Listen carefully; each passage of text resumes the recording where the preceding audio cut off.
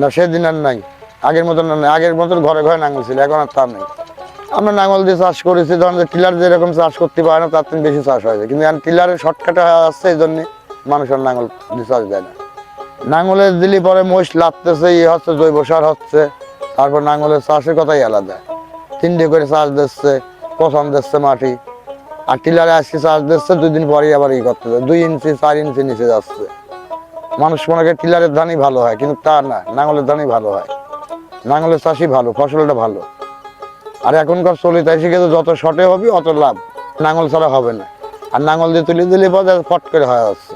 একসময় নাঙল দিয়ে করতে, এখন আর করে না, এখন টিলার দিয়ে ট্রাক্টর দিয়ে আসলে চাষ করে। আর আমরা আসলে যে কটাই নাঙল মাঙল আছে, দেখা যাচ্ছে মই দেওয়ার সময় গরু মহিষ এটা দিয়ে মই দিচ্ছি আমরা।